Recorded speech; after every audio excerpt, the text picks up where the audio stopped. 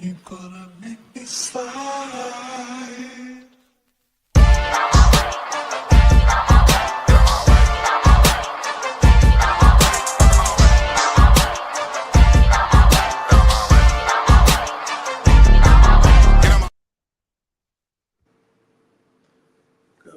Good morning, and welcome to More Than a Game, episode 1 of More Than a Game, a CMB podcast that explores the political and cultural developments in the sports world through a Pan-African lens. I am your co-host Shane, live from Detroit. I'm your boy Jordan. You might know me as J Finn if you listen to my music, but I'm out here in Sacramento representing the Shakurs. You feel me? I'm excited to get into this with my boy Shane. We go way back before CMB days, so this is long overdue. We've been doing this for a long time, just you and me, bruh. So I'm excited to get this, get this going for the org. Man, I can't wait to do this, bro. I'm super excited. And we do this all the time, bro. Getting on the phone, talking sports, talking about the game, talking about the about the fight. So now we've always needed to kind of bring this political analysis to the sports, to the sports culture, to the sports world. But I don't think it's any better place to do it than on CMB TV, man. So and let's get into some of these backgrounds, bro. Let's talk about who we are, man, and then jump into what we're trying to do in this pod. Yeah. So I can start. So folks know I was an athlete. I played college ball. I was a junior college kid, transferred to Humboldt State, did my Dougie there. And then I played arena football for a little minute, and then I started coaching. Was a high school head coach, was a junior college coach. And so, again, I just grew up playing ball. My dad was an umpire. Right, a baseball umpire. That's how he made his, that was his little hustle, his side chicken, because he was disabled. And I grew up at a field, whether it was him umpiring and I was there, or it was like I was going to play. Right, I grew up baseball. I grew up really a 3-sport athlete: baseball, basketball, and football. High school, I transitioned to 2.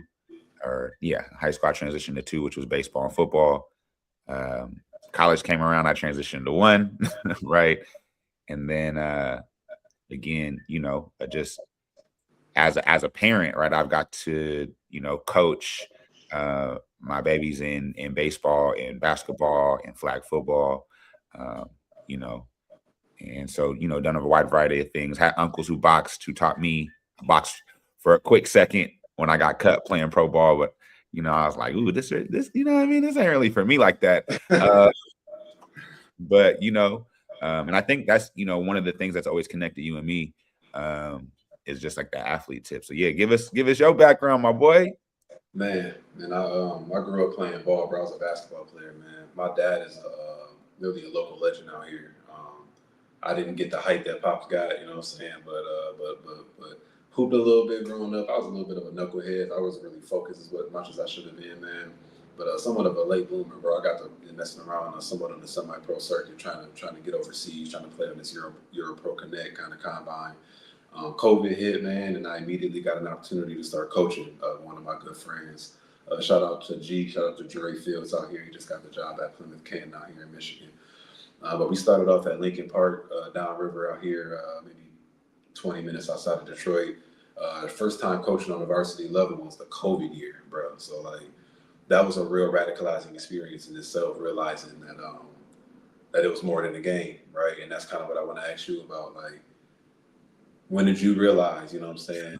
When did you realize that football specifically was more than just kind of running around, bouncing around, bumping around? I can get into a little more of my background on the coaching tip, but I really wanted to kind of transition into that. When did you realize that football was more than a game, man? You was playing past the high school level. You played in the professional ranks. You know what I'm saying? That's a different political economy there, man. How's it like 100%. Man, so for me, bro, I learned it actually young.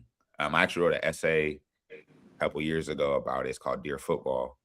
So I grew up in the Bay Area, right? I grew up in San Francisco and Santa Rosa. And Santa Rosa is like an Ipsy, right? To not racially makeup, but like the distance, that, you know what I mean? Like all of those things kind of Santa Rosa to San Francisco is kind of Ipsy to Detroit. And I grew up in those 2 different places. And so in San Francisco, I was regular, normal, everyday black kid. You know what I mean? Mhm. But in Santa Rosa, I was kind of more of an anomaly. Like most of the black families in Santa Rosa grew up there, had been there for years, generations. Um, you know what I'm saying? And so there wasn't a lot of black folks out in Santa Rosa and Sonoma County either. So um, this was all of a sudden a place that no longer the eyes that were like, oh my gosh, there's a black person, there's black kids, there's, you know what I'm saying? Because again, my dad, you feel me, was a dark skinned black man with braided hair who had came home and been associated with the Panthers. So like he didn't fit in there, right? And we weren't from there and all of those things. Um, and so here's his son, right? And again, like this spitting image, a little lighter, unfortunately. But like here's this thing that again, we have these certain eyes as we move around this place. And then when we moved to the field, all of a sudden it was like, oh hey, wow, and it was like, oh, this thing makes me, I'm good here. Oh, this thing is different for y'all. Like, there's this whatever that you don't like about me here, y'all like that. Man. And so I learned that quickly. And then obviously, like you said, just as you maneuver through the the football space from high school, even like I remember I had to transfer high school. So it was the first high school I was at, and I was there for 3 years. Like they didn't like me because I had braids. Because again, right? Because I wore wristbands and sweat. You know what I mean?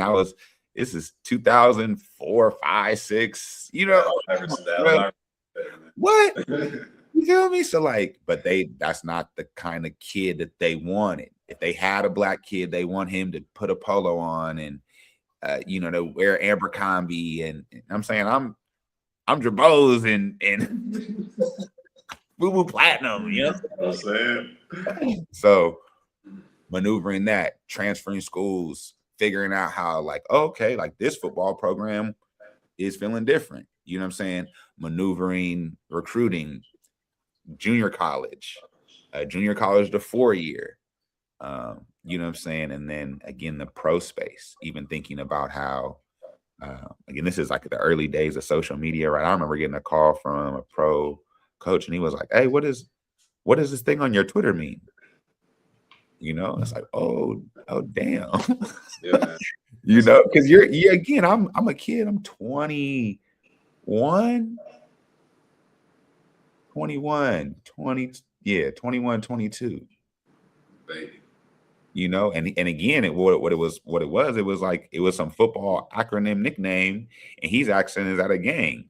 Right. And it's like, oh, like the things that y'all are interested in and concerned about, so you again, you learn quickly that all of this is more than a game. There's money involved. There's race relations involved. There's stereotypes involved. You know what I mean? There's just so much that goes into this makeup of what does it mean to be an athlete? What does it mean to be a coach? Why are these owners? Who are these owners? Who are these players? What is this? The structure of even how we move, right? Like thinking about the workday of an athlete and things of that nature, of a college athlete. And again, those things are shifting and moving as this NIL stuff is happening, but there's a lot that the $40 million slave book is probably something we'll have to get into here, but it's one of those realities that we live in. Absolutely, man. Absolutely. I think for me, man, coaching during COVID and even after, it was seeing how much them babies was really holding outside of, you know what I'm saying, just like between the lines. Like that was the escape. Like, you know what I'm saying? It was a very necessary space for people to be able to work through some things, to have an outlet, you know what I'm saying, to build some discipline. Sometimes they needed to get that house, you know what I'm saying? Like a lot of that going on. But like you said, man, from the high school level to the pro level, the dynamics that our babies are going through, our black babies are going through around the world, trying to navigate the sports world, as exploitative as it is, you know what I'm saying? The opportunities that it presents, but also, you know, the exploitation that comes with it. That's what we're here to discuss, man. That's what we're here to get into. Yeah. Piggybacking off of that, man, some of the haters gonna say, why y'all talking about sports? Right? Why y'all talking about sports? Ain't we trying to get free? You know what I'm saying? And I think we got, you know what I'm saying, some answers to that, not even just historically, but contemporarily, but in a broad sense, like why are sports important for movement? You know what I'm saying? Why are sports important for us at CMB? Why is it something that me and you are trying to push? Why is it something that we should be thinking about, and why it's something we should be paying attention to? Yeah. I know that you have some context in the historical, you know what I'm saying, from the island. I want to let's pull some of that up really quickly. And again, you know, we're learning this, y'all. This is our first one. We figuring it out, you know what I'm saying? But give us a quick little, I think I got it. Here we go.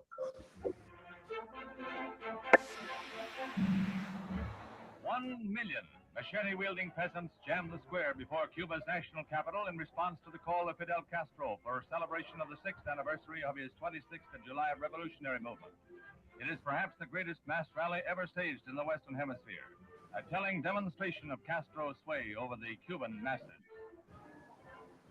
Showing another aspect of his character, the unpredictable Castro dons a baseball uniform to pitch a full inning in a benefit game for his agrarian land reform fund. His new president, Torticos, tosses the first ball, and the game is on. Castro pitching is credited with striking out the 3 batters he faced. He almost hit him, didn't he? Really has to be careful. Viva Fidel!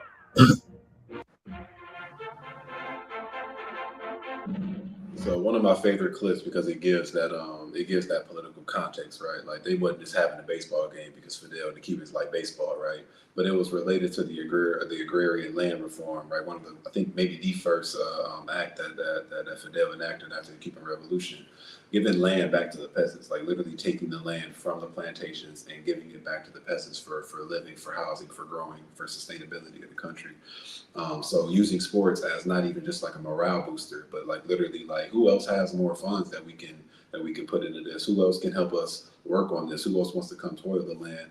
You know what I'm saying, with the peasants. So I think that's an incredible example of revolutionary context, using sport, using a national sport, you know what I'm saying, to like I say, build morale, raise funds, and to use it for the just political context. This is extremely important, man. 100%. You know, I'm gonna bring up a clip as well. You know, we got my boy Thomas Sankara out here doing his Dougie. You know what I'm saying? First off, the fit is fly. Come on Now. The yellow and the red. Look at the touch. Ooh. Listen, you know, I play the other kind of football, so I'm not too hip on. I'm not even gonna lie to y'all, but I think he's in the midfield a little bit. He's trying to get control of the rock, trying to get going. I see some touch, you know what I'm saying? I see some facial awareness. No, he better than me. That's what I know. Hey, come on, President. You know what I mean? That's beautiful, man. You know what I'm saying? And so I just think, right, and again, we can go back. Sankara instituted that his government officials, right, had to play sports at least once a week. I think it was the whole country actually had to play sports once a week, right? He was often seen riding his bike, right? There's all types of pictures in our intro video. There's the two pictures of him ref in the soccer game. These things are important, right? Number one, our people have played games back to the ancient days. We are who invented sports. What you mean? Boxing, archery, rowing, swimming, wrestling. Like this comes from like ancient Kemet. This comes from our people. Number one. Number two, who don't like to play? Like, you know what I'm saying? Like, that's crazy. And then three, if we are actually again being everyone loves to throw the words dialectical, materialist, and all those things. If we are looking at the conditions of our community, nigga, where are the babies at? What are the babies doing? majority of those babies are playing ball or wanting to play ball in some capacity. You know what I'm saying? Sports What they are have. that. My bad, I didn't mean to jump in front of you, man. Like sports being that space where poor people can organize themselves. You know what I'm saying? Like in a lot of communities, that's why world football, we call it soccer, is the world's game because all you really need is a ball and then a couple theoretical markers to play the game within. It's extremely important, man. And you're always going to find people centered around it. Historically, socialist nation, capitalist nation, sports are a prevalent tool. Now, how, like I said, there's a tool. How is it used? How is it manipulated? How are people being exploited through it? This is what we're here to explore over these next couple, however long we can get this done. I'm excited to get this going on Tuesdays, man. A little more historical context on the Burkina Faso. You brought up Thomas Sankara on his bike, relating that to the political move, right? He lowered the government salary down to, I think, like $450 a month or something like that. And I think I got that number wrong, so please don't quote me on that, yo. It's still early. But that was related to people riding around in Mercedes Benzes before and kind of putting themselves above the people, right? So he put himself on Front Street, like, one, physical activity, this is healthy, and two, political humility, right? I'm on a bike just like people on a bike, getting back and forth from the government ministry buildings. That's extremely important. Those clips of him playing soccer, those are usually games facilitated between government officials and local peasantries, right? They were connecting the people within that to build those bonds and get rid of those class stratifications that were so prevalent before. One more thing about Burkina Faso and Cuba, man. Not even just in their own participation and use of sports, but on the international scene. This is an opportunity, right, going to the Olympics and stuff, to really put your flag up and really, build that national pride and compete and show what your country got, when it comes to these athletic games and the development and organization of your people. In 1984, Cuba, Burkina Faso, the Soviet Union, and I think like 9 other countries boycotted the Summer Olympics in solidarity with the oppressed Africans in South Africa, right? So, see, sports, why are we talking sports? Because sports be talking about us, because sports are political, because we can't escape it in any context, in any realm. And like Jordan said, man, this is where the babies are, this is where the families are, this is where poor people are, historically and contemporarily, man. Going back to some of your personal background, bro, how do sports like tie you to community? You know what I'm saying? Through the coaching, through that experience on the ground with the families. Like, what is that bond like? What are some of your favorite moments in that? Like, what kind of pride does that does that build in you and your community? Like, just talk about your personal tie to post playing, right? Participating. How do you stay involved? Why is that important? I think number one, right, when you ask how is it political, I can answer because this year at Malcolm X Academy, we have a new family that signed up that met us through Little League, through Oak Park Little League. If nothing else, right, our partnership, our logo, right, me being a coach in the neighborhood, right, the school sponsoring all-star jerseys, right, doing, supporting, doing fundraisers with, the Little League, and doing our health and wellness clinic at the park in conjunction with like games or practices or clinics. Those things have brought us a new family at our school. That is the most tangible way I can name it, right? And then from there, again, I can think back. I have connections to people all over, right?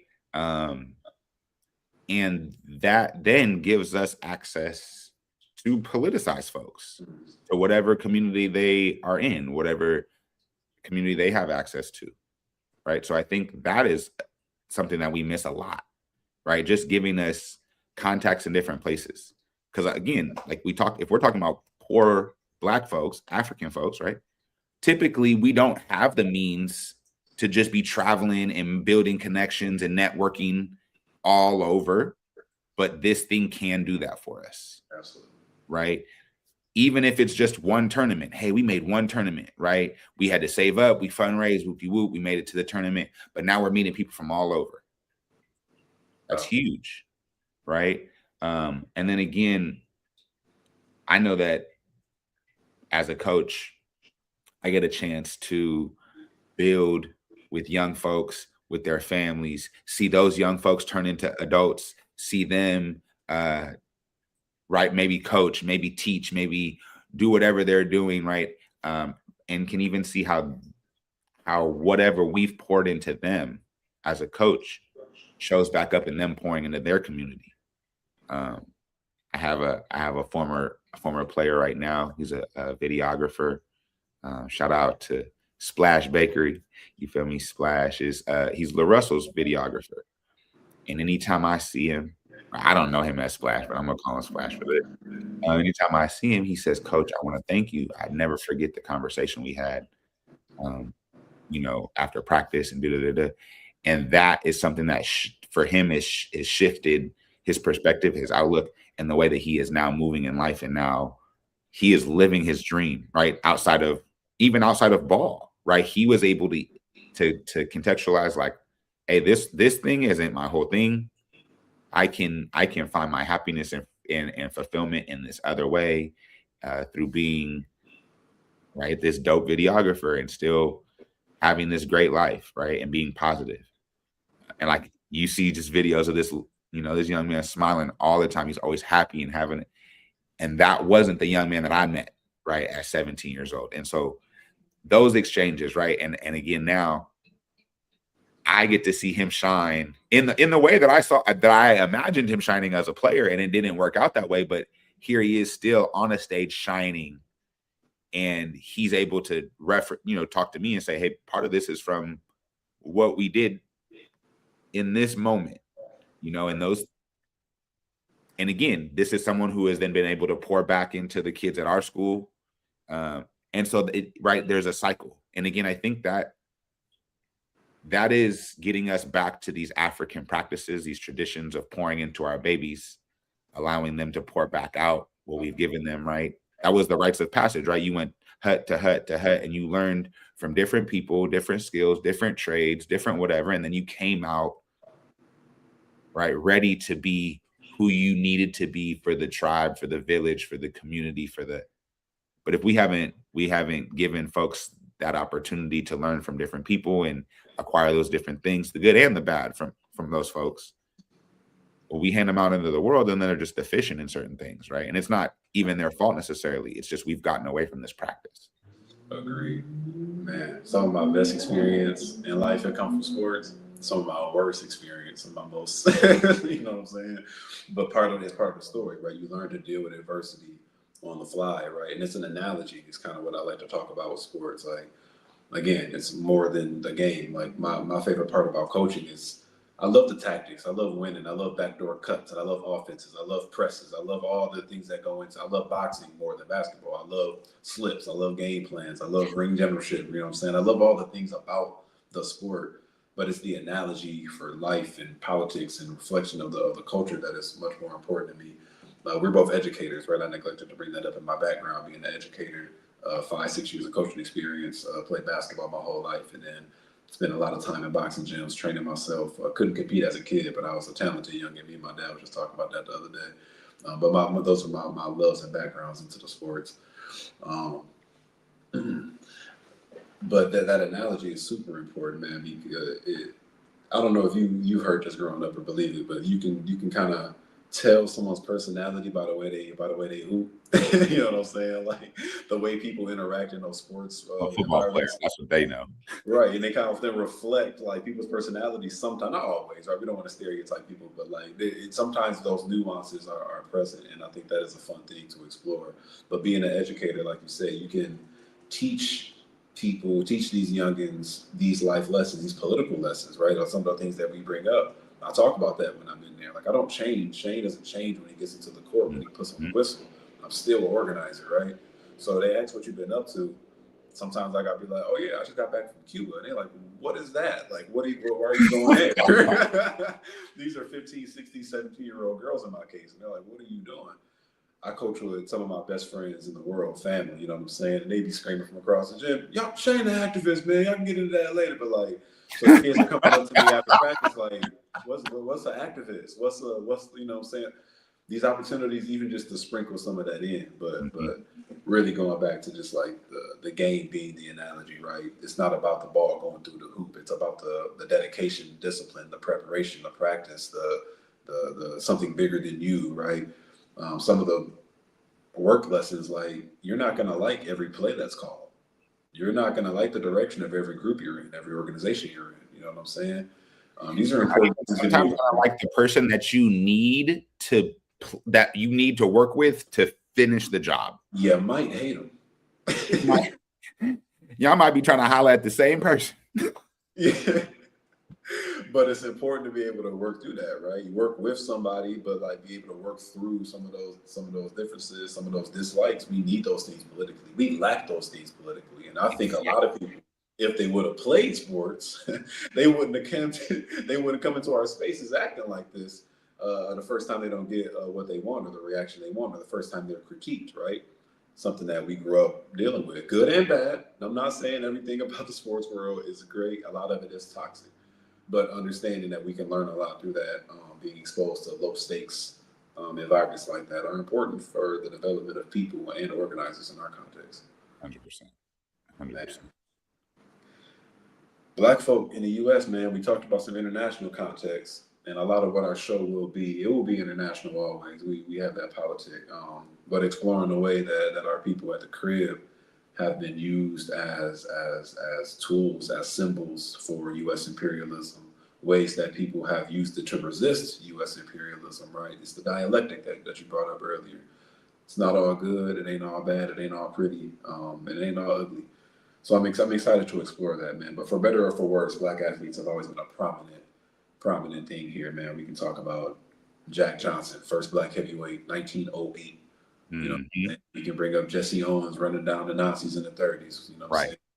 We can jump all the way to an Ali and his resistance to Vietnam, right? In the same token, we'll talk next week about Ali being used as somewhat of a Trojan horse for U.S. imperialism and a few things. So in that context, man, bringing up George Jackson, man, it is Black August, a commemoration of Black August. George Jackson is a prophet, man. He was on it very early, and he had a couple choice words, very quick, but within a larger context, a critique here of Muhammad Ali, and I believe this was published in 71, right? So this is maybe during or right after or somewhere aligned with Ali's resistance to the Vietnam draft. So some historical context there. I wish we had complete clarity on what came before the other. But regardless, George Jackson had a critique of the types of the entertainer of the tool. So Jordan, if you want to run through that real quick, and we can give George Jackson the best. And so again, right, like as Shane said, CMB has been reading Blood in My Eye from George Jackson, all Black August. And so as we were reading it and opening this up, like obviously me and Shane have been planning this podcast. And so this caught our eye. One, because, and again, we're going to get into it with, a lot of folks have hold Ali in a high regard politically, right? And yet, right, here is this critique. It says, then, comrade, you will encounter the faint-hearted and illogical types like Ali or Clay. Right? He gives both names. Entertainer and tool of the capitalist cliques. Their line is, ain't nobody but Black folks gonna die in a revolution. This argument completely overlooks the fact that we have always done most of the dying and still do. Dying at the stake, through social neglect, or in U.S. foreign wars. The point is now to construct a situation where someone else will join in the dying, right? And so again, it's easy. Again, we often are like, oh yeah, Ali resisted the war, but I think that George is even saying it's past resisting the war. You continue to just go along with what they're asking you to do, right? And you are not telling your people, getting your people, right? You are not taking the time to even say, I have a skill, and if we all took a skill, we could fight and win. You're saying, oh no, hold on, we can't do that, right? And he calls him an entertainer, right? And I think that there's even this and I think that again, we have to talk about that. When do you almost transition from being an athlete to an entertainer? Or when does that, or how do we understand those things, right? Because again, I think that the athlete today is 100% an entertainer, right? A LeBron James, those folks are entertainers, right? And they are, right? They're living that type of way. They have that type of influence. And so, like, right, how do those folks show up for us? Do they show up and say, hey, we should play in the middle of COVID, in the middle of police killings? Should we call off this strike? Or is it someone like Kyrie who says, like, I'm going to stand on my principles, even if y'all think I'm wrong, and be canceled, and I'll go get a shoe in China? You know what I mean? Like, these are all political things. Right? Because he's not saying, okay, he can't be an athlete. He's not saying, like, don't be a fighter. I don't think that's not how I'm reading it, right? I'm reading it as like, you are moving in a certain way as an athlete, and then you are moving as an entertainer. Again, what did he say? A tool, a tool of the capitalist cliques. You are moving as a tool of the capitalist, right? And that's the context of corporatized sports in America, right? And that's the difference that has to be drawn, right? Our show is a sports show that is a wholesome sports show. We're going to talk about that. We're going to talk about the community level as well. And you did tease 2 of our next 2 episodes, man, getting into the complexities of Ali's legacy, because I am a staunch Ali defender, and I'm excited to get into because again, the critiques are there, and he was being used absolutely as a tool, consciously or subconsciously. It happened. And in the NBA, like you said, with all of its Zionism, all of its imperialism, soft imperialism across the continent, and its imperialism within the domestic colonies, you know what I'm saying, the effect that it had on me as a kid. The chokehold the NBA damn near still got on me sometime when it come on. So just to keep it in me, but absolutely, man, the context is extremely important to get into. That's an important question, man. You said athlete versus entertainer, and I in the capitalist context. And I'm looking directly at Ford Field where the Detroit Lions play downtown Detroit, right? Like, there's no way around that. Once you get on that stage in this particular context, there's no way around that. You are entertainment. You are that is what the networks want, the TV networks. That is what the fans want. That is what the capitalists, usually pretty horrible people who own these teams, right? Yeah. That's what they want, right? That is the stage that you are set on. That's what you're paid the millions of dollars to be. So when it comes to a lot of these cats, man, one, it's rare that we see any of them take a stand like a Kyrie or anybody else. But 2, almost unexpected. Like, when they do it, I'm almost quite shocked, and I'm almost skeptical because it's so rare in that context. That's millions of dollars that very, very, very, very, very few people on this planet are going to sacrifice for a political ideology larger than them. So I do think in our contemporary context, it's almost yet to be seen. We've almost yet to be seen one on the level, right, that have done it. We've had some context, we've had some blips, we've had some episodes, but I'm interested to see how the continuing developments in the world will affect the sports world, man. You touched on on Obama shutting down the NBA strikes, man. That's I can't wait to get into that. Right? Like, again, right, going back to the question, like, why are we having this podcast? If sports weren't important, Obama doesn't make that call. Because let's do a quick thought experiment. We're gonna get into that, but like, quick thought experiment. Think about if them cats really say, like, no, we're not, ain't another ball gonna be shot or dribbled until we get some structural reform around these black folk getting killed by the police. Like, and we've been having this conversation, right, since the 60s. Like, this exact one of like, hey, if niggas just didn't play, if we just said, hey, until y'all fix this, and we still haven't figured it out. Like, there still hasn't been a solid stance of like, we not playing. And like, again, I know again the rhetoric and like the general discourse is general strike, general strike, general strike, general strike. Imagine if these, and we got labor unions for all the players. We got players unions in all across every league across the board. And again, most of those unions are made up of Black athletes, African athletes, right? However they want to identify themselves. I'm sure there's some of them that are even not calling themselves either of those, but whatever. But if they said, hey, we not doing this. Or again, they don't even have to have hard demands. Truthfully, they could say, hey, we want to see $10 million reinvested in the kids. Oh yeah, they could do something small. But I'll tell you why they won't.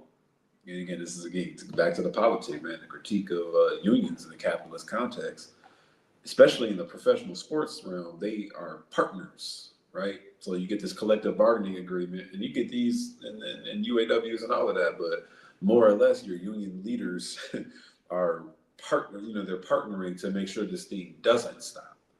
And that's some of the problem there, is that the union has lost the radical relationship it used to have to capital. If we can critique it, but like that is completely lacking. And that's the problem, is we got millionaires negotiating with billionaires on 59 or 51-49 splits on TV revenues. You know what I'm saying? Like, that is not a context in which we can find revolutionary ground. So it's tough, man. It's tough. I'm interested to see, again, what kind of developments we get. We touched on NIL. I think that is a huge shift in kind of the field, allowing these youngins to make money off of their name, image, and likeness, like any American. It never made sense to me. We can touch on that now. Jordan, it never made sense to me. My best friend was a quarterback. He played D1 football, and he couldn't have a job. You know what I'm saying? Not that he had the time, but there's no other way for him to finance his life outside of the university. I'm not gonna call his people out and make sure he keep his bridges. But that was always ridiculous to me, because I could, we're both American citizens. I could make money in all type of different ways on my name, image, and likeness, and I had not even half of the skills that my boy got. You know what I'm saying? So I never thought that was a reasonable stipulation for athletes anyway, but it is leveling the playing field in a way that I think is really, really interesting. And you got a lot of these old white guard, they shifting away from the college sport. They don't want to touch it. They don't want to be around it, because these young bulls got negotiating power. You know what I'm saying? And they don't like that. I think that's an interesting playing field shift. You know what I'm saying? Well, and even like we were talking before, I think we have to get into now the monetization of youth sports. Yeah. Right? Because and I don't want to say it's strictly from NIL, because this was coming before, right? AAU and all of those things were like the monetization and like just the money aspect of playing youth sports. I want to say that came in long before NIL, but like now that it is at factor, again, I have an 8th grade basketball player. This is like all the conversation centers with dads is NILs and deals, and it's crazy, reclasses and again, it's not just basketball. This is football. This is baseball. This is across the board. And again, I even think about the ways that, like you said, COVID is what ended me as a coach, right? Because when I started to speak out politically more, that was not appreciated in the football world. And it was like, get him out of here. Right. And so that is what ended my coaching career. Right. So again, I think, and it wasn't COVID, but it was the fact that there was then I started using my voice in a certain particular way, and not just in small circles, not just in closed doors with my players, but publicly. I'm a right, because I'm stuck in the house. I'm gonna, right. Oh yeah, that wasn't accepted, and so I think all of those things, again, there's been a shift, right? We can always, whether we like it or not, there was definitely a world before COVID, and there's been a world post COVID, and like in this post COVID world, yeah, the sports landscape is drastically shifting and looking different each and every day. And historically, man, you touched on that. Like sports used to games, and you look at it. That's why they're important. Like kind of. That's why the documentaries come out, because the games and the context often reflects the social and economic and political context, right? Which is you can't help it. It's part of the culture. It's an extension of the culture, right? You reflecting the times that you were in is continuous with the historical continuum, right? It's what you're supposed to do. COVID was an opportunity for the capitalist class to take sport, and it was no longer sport. It was full entertainment. It was full distraction, right? You niggas are going to go play in that bubble because we need it. That's what Obama told them. The people need that. No, we needed fucking healthcare infrastructure. That's what we needed, right? But needed ventilators. You said we needed Cuba's. We needed Cuba's vaccine. Come on now. So like that is a sign. As you said it, I think that is the perfect example of that, of a huge shift in our culture in general, but particularly we're relating to sports. Like there is a post-COVID sports world. They had niggas wearing masks on the sideline, sitting 6 feet apart, and then going out there and bumping, hooping, and bleeding. And then they go put a mask on and sit next to each other again. They said these niggas was getting tests every day trying to go to the job.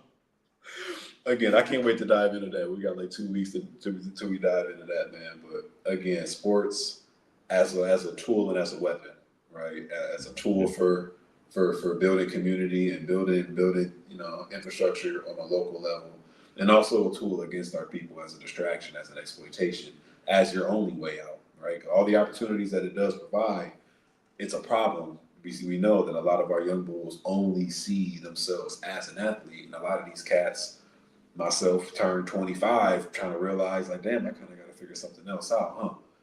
You know what I'm saying? And that's we got things to be addressed, things to be talked about, things to be built on in our political, sphere of trying to push sports in the movement. Like we got to make sure our babies know they more than an athlete, more than a game. I like the name of our show, man. Yeah, man. Because I mean, I think that's something that a lot of us struggle with. It was something I struggled with, right? And I had my degree, and it was just like when it was like, is it over? Like, all right, I'm gonna go coach because like I don't know if I want it to even be over, right? I still want to, and again, that there's nothing wrong with coaching. There's nothing wrong with staying around it. And I think but we do. I think even just like we need to be giving our babies healthy ways to be athletes, healthy ways to transition, to understand identity. This is something that we do. We can love it. We can love it with all our heart. But this ain't what, you feel me, the creator put you on the earth for. This isn't going to bring our people liberation. This ain't going, you know what I'm saying? You can't, no matter how many shots you make, no matter how many touchdowns you score, nigga, that's not going to free Africa. You know what I'm saying? Like, like you telling me Kobe's 81 didn't shift it. But no, man, you're right. Make sure you're coaching for the babies. You know what I'm saying? Like it's not. That's the problem I see with a lot of coaches in this space. That they doing it for them. They doing it for their accolades. They doing it for their opportunity to piggyback off of these kids' talent and opportunity. Again, I can't burn my bridges at home, but one of the reasons I got uncomfortable with the AAU circuit, the travel circuit, you know what I'm saying, is like almost was pitched to me like, yeah, man, you get over here, now we can't pay you, but, you know what I'm saying, cover his expense, you ain't going to pay nothing. You're going to break out even, but if you getting paid an opportunity and exposure. And I'm like, nigga, that is the definition of exploitation on the babies and on myself. I'll be damned if I try to piggyback off of these little girls and get me a job off of that. That's tough, man. We should be doing it for the babies. It should be an educational outlet that sports historically were, a community outlet that sports historically were. But again, it's turned into a capitalist trap for our babies, for our adults. Ranking kids in elementary school, bro. Bro, you said eighth graders think about money, man. Eighth grade, bro, I was just having fun, bro. Even in my early adulthood, But like it they wasn't ranking even kids in about like third. crazy. He's the And then best these third kids grader in are the not state. panning out. Like they're putting this pressure on these kids, and He the they're best in class of 2039. Like what? dog done pissed his pants the other day in school when you ranked him. You know what I mean? Like this boy could barely spell his name. Come on, bro. We trying to get his fine motor skills. He got 20,000 followers on Instagram, liking every time. Got a new video every time you go to the gym. Like and like again, like that is what our people are being told. That's how you get your kid a deal. That's how you get your kid paid. That's how you. But like, what kind of pressure? What kind of things are we putting on these kids? Then you got a Julian Newman. Talking crazy to Jeff Teague. Like, come on, right? And that's what I'm saying. That and then we delusional. Like you got all these followers that you just, I'm so nice. Like, take your ass to the park, bro. I bet someone bust your ass. Bro, yeah, man. One day we got to talk about the trainer epidemic, though. We got to talk about that new. That's a new way. My dad and your pops ain't had no trainer. Bruh. These niggas was getting out the mud, bro. Now it's all specialized. It's a conversation. You know what I'm saying? It goes over what we're talking about, the money in sports, right? That I mean, you again. I'm a 1990 baby, right? Like you played the sport in the season that it was. There was a select few basketball kids that were just super special that played basketball all year round, maybe. But you had to be like, they had to just know, oh, like, yeah, he already 7 foot. Like, he in 6th grade, he's 7 foot, he dunked the basketball, he could shoot the 3. And it was like, oh, yeah, you just going to go over there. But anything else, oh, if it's fall, you football. It's winter, you better play basketball. If it's spring, you playing baseball or running track. And if it's not that, then maybe you're training for that or you're waiting. You're just getting in the weight room. But like, oh, I got a tournament every weekend to go play football. How? That's not even good for your body. I play 3 to 4 games every weekend. I'm hooping 3 to 4 games every weekend. 50 out of the 52 weeks of the year. Wearing our babies out. And we only got 1 practice. So I'm not even learning shit. No. I'm just going into games. Making money for who? And your parent paid $30 to get in for the day. They paid $10 to $20 to park. Bro, again, can't burn bridges. It's a high school around me. This cats that be hosting AAU programs up there that's not even like it's supposed to. They get access. Lights not on. A little deal, bro. Yeah. Lights not on. No janitor. Staff in the building. You ain't got 1 trainer in the building. Come on, man. But it's a money reason. It's a huge money grab, man. Huge money grab. Well, that's another topic, man. We got to get into the amateur sports scene because it's no longer that. It's really no longer that. It's really my take on it. Man, we got 12 minutes, bro. We always gotta have a little fun on here, man. Like I said, we're gonna explore all the meat potatoes of the sports world, the stuff that matter. But like, we gotta talk about the fun stuff too, man. Like this, you got basketball on the way, you got football on the way, boxing is semi-year round, man. Like, what do you like to keep up with the most? What are you excited for? What's coming around, man? What are some things you want to like talk about on the pod, like future, looking forward, like what's on the way for us, man? What you looking forward to, man? I'm excited for, again, I'm a football guy, so football is always exciting for me. I don't get to watch. Who your team? You got a team, or you just watch the sport? Man, what I can say is like, after playing and then coaching and having like friends at every level, I try to just watch ball and just appreciate it. I'm from the city, so I gotta always, go for my boys. I rock with Pittsburgh. as well. Like again, historically and all of those things, my pops had put me up on game. You know what I'm saying, as a youngin. And again, like Cordell Stewart, nigga, we gonna have to have the conversations about black quarterbacks and black coaches and all of that, because again, that's really my pocket. That's what, you know what I mean, what I come from. Again, we got to talk about, again, I grew up a baseball kid. I'm a big time baseball coach in our community out here, so I have to we gonna have to get into the baseball joint. So I'm excited for all of it.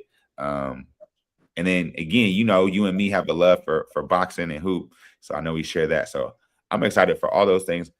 I'm excited again, bro. Like, this is something for me. I've always, I know we talked about. I grew up again as a San Francisco kid, as a San Francisco Niners fan. I saw Harry Edwards a lot in a lot of those like NFL films things, on Ronnie Lott, on Jerry Rice, on any of the 49ers things. And it was this black man talking about race and sports. And it was so tight to me. Like, and I was always like, damn, bro, like when I play for the Niners, I can't wait to meet bro and talk to him, like, and have him talk about me. And like, and so like, I'm excited just to be able to get into this in a real way. You know, that's authentic. Yeah. And then I know what you excited for, dog. I know it. You know what I'm saying? I already know what you excited for. You excited for some of these. You Let's feel talk me? about Mink. Ooh. Mink. This one right here. Ooh, that was the one. Man. She's lucky she missed that one. That's right. But look, that's what I'm saying, bro. It's like she missed a couple that she missed that one. She was lucky. Man. That girl looked like a deer in the headlights. She said, I don't know if I'm ready. It's time for me. She don't want no more Mink. No more Mink. No more Mink. She lost. She lost. Mink. You Come on, Clarissa. Throw something. Look, every time. Throw the damn time. Throw in the time. They threw about 5 tiles. We should have had the meme queued for that one. Throw in the damn time. They threw hella towels, bro. They threw like 7 of them. Every towel. Get them all in. Save her life. Paper towel. Shower towel. Look, man, like you said, man, boxing is my first love, man. I was a 4-year-old, 5-year-old baby hitting the double land bag in the back room, man. I love boxing. Roy Jones made me fall in love with the sport. I think that is the greatest fighter that ever lived. Basketball is a close second. Played basketball my entire life. I wasn't allowed to compete in boxing. I just loved it. I followed it. I loved it. I tried to participate when I could. Had accessibility issues, but as an adult, I got back into it. Love basketball, man. So I'm super excited to break that down with you from the political and social aspect, and also just from X's and O's, man. That's my favorite part of the game. Is actually the tactical part. I used to love to play because I was a smart basketball player and I knew where I was supposed to be at. Football is a lot of fun for me. One of my best friends, like I said, was a D1 quarterback. So I grew up a casual fan. We watch every Saturday and Sunday. Michigan football for college, Lions every Sunday. I know how y'all get down in the deep, boy. It's family nostalgia, man. It's less an attachment to the brands and to the corporations, but like that's something me and my dad just did. Me and my grandma was sitting there watching the games. Like my other grandma lived down the street from the University of Michigan, so we used to walk to the games when I was a young boy. So it's really nostalgia, kind of the family aspect more than it is the corporations, the universities, and the brand. I done got a degree from the University of Michigan, and the Detroit Lions have never paid a bill. So it's like, it's all fun and games for me, but keeping it home and local is just fun on the road, conversation and jargon, man. Yeah. Boxing, man. Boxing. I know I got a couple minutes, bro. Excited to get into boxing, one, because it's one of the oldest sports in the U.S., and it's really really in the world, and just history. But like the way in the U.S., the gloves, the ring, the ref, the judges, the way it's set up and constructed, over 100 years old in this country, which is extremely interesting. Like I say, first black heavyweight, 1908. People are getting lynched. You know what I'm saying? And we have the baddest man on the planet was African. That's the thing to talk about. But really, the way boxing is structured on the economy level, man, it's the rawest form of capitalism you'll see in sports. There is almost no regulation on the sport. Each fighter is essentially a private contractor, and they make deals with promoters and networks, right? So they're essentially like one-offs. You can sign a deal for 3 fights, but again, there's no union like we talked about with other workers and other athletes. There's no, it's a every man for themselves, no regulation, Wild West style of business and the sport. Even it's a brutal sport. But I'm excited to really dive into that. We just pulled up Clarissa Shields, the greatest women's fighter of all time, one of the greatest fighters, period, of all time. Catching a lot of flack because she's so dominant. And we've seen this for Black women in sports, something we got to talk about. We see it with Serena and other Black women in track and things like that. But she's barely lost a round, Jordan. She is a 3-time undisputed champion, the only person in any gender to ever do that. 5 divisions, 19-0. Barely has lost a minute of a fight. And people have found the breath. They have found the breath to critique this woman for everything outside of boxing. They try to talk about her resume and her record. They try to talk about the lack of knockouts. But they lack the nuance, and they don't watch the fights, and they don't pay attention. This is also a 2-time gold medalist, mind you. This is the most accomplished boxer of all time, to keep it in me. But again, when you're a Black woman, when you are outspoken, when you are brash, when you're from Flint, Michigan, up the road, when you walk around, you know what I'm saying, proud and loud and unapologetic about how dominant you are, you ain't gonna catch no love from these crackers. So it's not a surprise, but it's just so unjust how this woman, Clarissa Shields, is being treated, how she's being talked about. They want to talk about her relationships. They want to talk about her hair. People are finding anything to pick at with this woman outside of just her being the baddest mug on the planet. So, Clarissa, I love you. You want to come on the show? You can come on the show. We can politic. Y'all should go see her movie for real and understand the context around Flint and the context that she grew up in. But I'm going to send love to Clarissa Shields. You're the baddest mug on the planet. And you know, about that. Keep putting hands on them. Meek. Clarissa, Meek Shields should be your name. I'm a DM that. But that's my rant. Clarissa, there we go. There we go. Thank you. But yeah, that's my rant of the day, man. I'm a huge boxing fan. I'm excited to dive into that. But Doug Wolt, man, let's put some respect on Clarissa Shields, on her name and on her legacy, man. One time for the one time. You feel me? Well, y'all, you feel me? This is episode 1. So it only can get better from here. Y'all feel me? I hope y'all was rocking with us today. Appreciate y'all who pulled up. Everyone who will watch this later, everyone who will laugh at it, everyone who will subscribe and like to CMB TV. Just know we're going to be here every Tuesday morning. This going to be your Tuesday wake up show. You feel me? Again, I'm a 90s kid. I used to wake up, put on ESPN while I'm getting ready. You know what I'm saying? This could be y'all morning little, you feel me, get down. So we hope that y'all continue to rock with us. Again, make sure that you like the video. Make sure you subscribe to CMB TV so you get up all the news. You know what I'm saying? Because again, we also got other shows coming out. Like shout out to Half the World. You know what I'm saying? We had a great PE session on Sunday. So again, make sure that you subscribe to CMB TV because there's going to be so many things coming out. Y'all don't want to miss nothing that is coming y'all way. It's going to be a great lineup of shows. It's going to be a lot of learning, a lot of good conversations, you know what I'm saying? And we hope that y'all join in all of those things as well. So absolutely. Tap in with us. Go follow Community Movement Builders on social medias. Tap in and subscribe to CMB TV, man, and keep up with the work that we got going on. Appreciate y'all, man. See y'all next week. Peace, love, all power to the people. Africa is rising.